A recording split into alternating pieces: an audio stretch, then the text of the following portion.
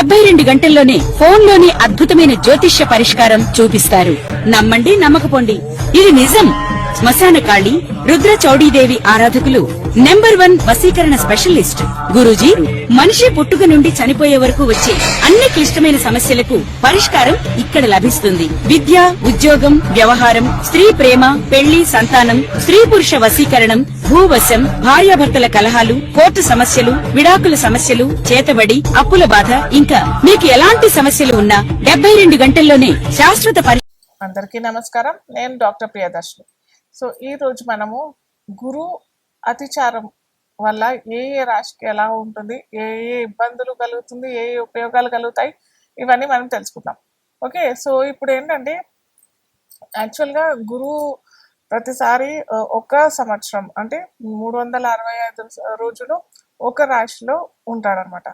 కానీ ఈసారి ఏమవుతుందంటే గురు ఇప్పుడు ప్రస్తుతం మిథున రాశిలో ఉన్నాడు. మిథున రాశి నుంచి కర్కాటక రాశిలోకి ప్రయాణం చేస్తాడు. సో కర్కాటక రాశిలో వెళ్ళినప్పుడు ఎలాంటి మన ఉపద్రవాలా లేదా ఎలాంటి ఉపయోగాలు అవుతాయి, ఇవన్నీ మనం చూద్దాం. కాకపోతే దేశగోచారం మనం చూసినట్టయితే ఎక్కువగా గురువు అతిచారం అయినా కానీ, లేకపోతే గురువు వక్రి అయినా కానీ, శని వక్రి అయినా కానీ, ఇది ఏంటంటే ఎక్కువ దేశగోచారంపై ఇంపాక్ట్ ఎక్కువగా ఉంటుంది. ఆల్రెడీ మనం ఇప్పుడు చూస్తూనే ఉన్నాం. ఓకే, మనకి బంగారం విపరీతంగా పెరిగిపోవటము.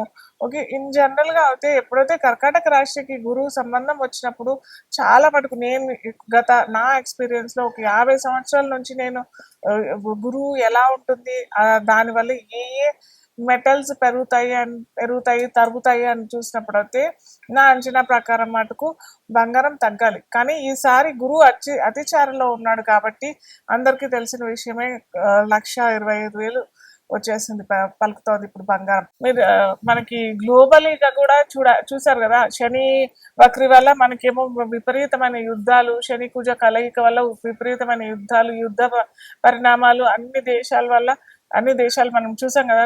2024లో 25 స్టార్టింగ్ లో ఇవన్నీ మనకి కనిపించాయి. సో ఇప్పుడు ఏంటంటే ఇప్పుడు గురువు అతిచారం వల్ల గ్లోబలీగా మనం చూసినట్టయితే, అంటే దేశగోచారం మనం పరిశీలించినట్టయితే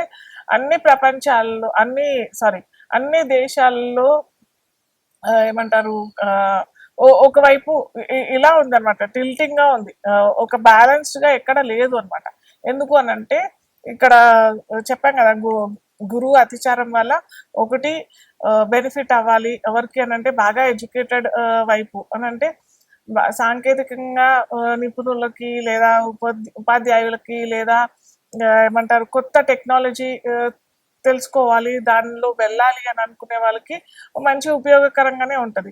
కానీ మళ్ళీ మనము ఇలా మెటల్స్ వైపు చూసినట్టయితే మటుకు అది బాగా ఇంక్రీజ్ అయిపోవడము, అటు ఇరిగేషన్ ప్లస్ ఫార్మింగ్ ఇటువైపు వెళ్ళినట్టయితే అటువైపు కొద్దిగా ఎక్కువ ఇబ్బందులు ఏమి ఉండవు అనమాట. ఎందుకు ఇబ్బందులు ఏమి ఉండవు అని అంటే అక్కడ గురువుకి దానికి సంబంధం ఏమీ లేదు కాబట్టి సో అక్కడ కొద్దిగా బ్యాలెన్స్ గానే ఉంటుంది. ఎక్కడ ఎక్కువ తగ్గులు ఉంటాయి అని అంటే బ్యాంకింగ్, ఫైనాన్స్ రంగంలో ఉన్న వాళ్ళకి, బ్యాంకింగ్ వ్యవస్థ మొత్తం ప్రాపంచికంగా చూసినట్టయితే బ్యాంకింగ్ వల్లనే కదా మనకి ఇప్పుడు గోల్డ్ రేట్ పెరిగిపోవడము, డాలర్ రేట్ పెరిగిపోవడము, అటు పిల్లలకి ఫారిన్ లో వెళ్ళిన వాళ్ళకి మంచి ఆపర్చునిటీస్ దొరకకపోవడము, ఇవన్నీ ఎక్కడ కనిపిస్తున్నాయి మనకి? గురువు గోచారం వల్ల. గురువు అతిచారము అనుకుంటాము, ఎప్పుడైతే అతిచారం స్టార్ట్ అవుతుందో అప్పుడే దాని ఫలితాలు వస్తాయి అని అనుకుంటారు, కానీ అది తప్పు. ఎప్పుడైతే గురువు ఈ సంవత్సరం అతిచారలో ఉంటున్నాడు లేదా వక్రిలో ఉంటున్నాడు అన్నప్పుడు అట్లీస్ట్ 3 నెలల నుంచి 6 నెలల నుంచే ఆ రిజల్ట్స్ మనకి, ఆ పరిణామాలు మనకి కనిపిస్తూ ఉంటాయి అన్నమాట. సో అందుకే మీరు చూసినట్టయితే ఈ సంవత్సరం పొడుగునా మనకి జనవరి ఫిబ్రవరిలో రేట్ ఎంత ఉంటుంది? చాలా తక్కువ ఉండింది కదా, 80-90 వేలలోనే ఉండేది. అది ఎంత ర్యాపిడ్ గ్రోత్ వచ్చేసింది. సో ఏదైనా క్విక్ గా అయిపోతాయి అనమాట. ఏదైనా అటు ఇండస్ట్రియలైజేషన్ అయినా కానీ, గ్లోబల్ వార్మింగ్ కూడా మీరు చూసినట్టయితే చాలా మందికి విపరీతమైన ఏమంటారు రోగ పరిణామాలు, వేరే కంట్రీస్, మన దేశంలో అంత లేదు. ఎందుకంటే కర్మభూమి మన భూమి కాబట్టి, కర్మతో పూనుకున్నది కాబట్టి గురువు శని ఎక్కువ ఫలితాలు మన ఫలితాలు అని చెప్పలేము కానీ దుష్ఫలితాలు మన దేశ గోచారానికి అంటబట్టం అనమాట. కానీ అది వేరే వేరే కంట్రీస్ మనం చూసినట్టయితే ఎన్ని దేశాలు కొట్టుకుపోతున్నాయి యాక్చువల్గా. అటు శ్రీలంక చూసినా కానీ, అటు పాకిస్తాన్ చూసినా కానీ, ఎన్ని దేశాలకి ఇవన్నీ విపరీతమైన పరిణామాలు, అటు ఈకానమీ డెవలప్మెంట్ లేకుండా ఉండడము, అక్కడ ఉన్న ప్రజలకి తిండికి కూడా గతి లేకుండా ఉన్నారు.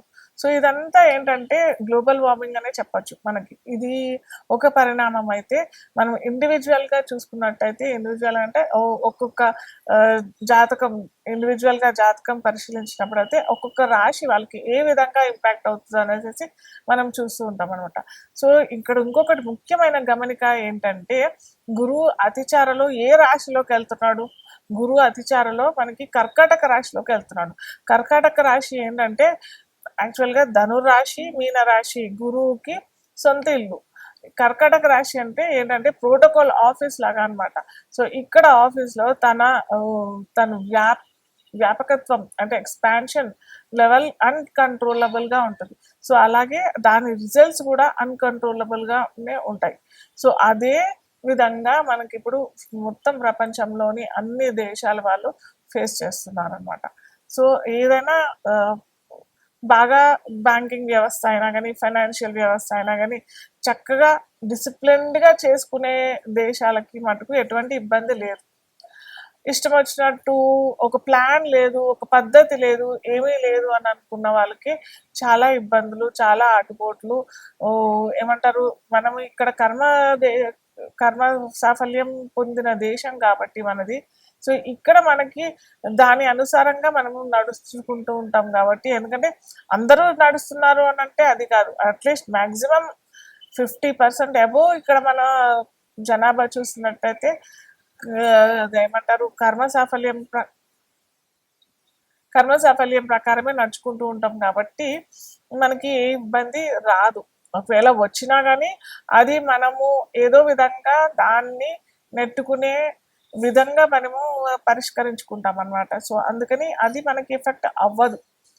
అలాగే మనము ఒక్కొక్క జాతకులకి ఎలా ఎఫెక్ట్ అవుతుంది గురు గోచార ఫలితాలు, అటు మేషరాశి నుంచి మీన రాశి వారికి ద్వాదశ రాశుల్లో ఎలాంటి పరిణామాలు వస్తాయి, ఇండివిజువల్ గా ఏమవుతుంది అనేది మనం ఇప్పుడు చూద్దాం. కర్కాటక రాశి ఫలితాలు ఎలా ఉంటాయి? మనకి బృహస్పతి మనకి అతిచారలో కర్కాటక రాశిలోనే వస్తున్నాడు.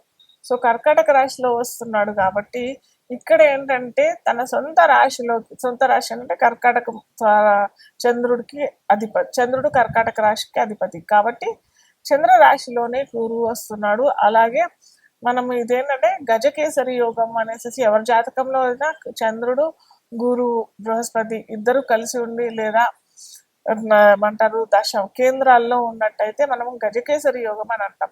సో ఇక్కడ ఏంటంటే చంద్రరాశిలోనే గురువు వస్తున్నాడు కాబట్టి ఆ గజకేసరి యోగ ఫలితాలు ఇస్తాడు.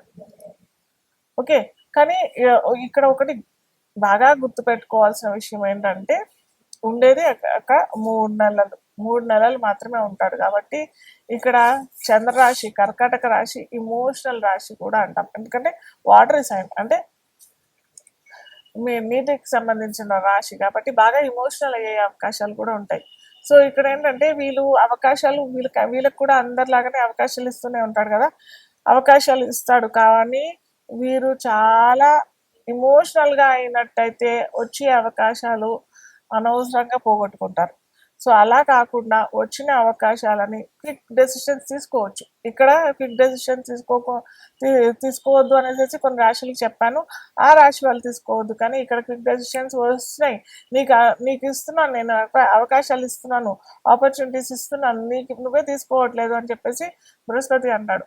సో ఇక్కడ ఏంటంటే మీకు అవకాశాలు వస్తాయి, మీరు తీసేసుకొని సానుకూలంగా చక్కగా మీరు దాన్ని ఉపయోగించుకున్నట్టయితే మంచి ఫలితాలు ఇస్తారు. కర్కాటక రాశి వారికి ప్రతి సోమవారము మీరు శివారాధన చేసుకొని మీరు ఏమన్నా కొత్త ఆపర్చునిటీస్ వచ్చినట్టయితే వాటిని మీకు అనుకూలంగా మీరు చేసుకున్నట్టయితే తప్పకుండా మంచి ఫలితాలు అయితే వస్తాయి, మంచి ఫలితాలు అయితే పొందుతారు. అలాగే విభిన్న ఫైనాన్స్ సంబంధించిన వాళ్ళకైనా కానీ, బ్యాంకింగ్ ఏమంటారు విద్యార్థులకైనా కానీ, అన్ని రంగాల వారికి కూడా మంచి ఫలితాలు ఇచ్చేది కర్కాటక రాశి.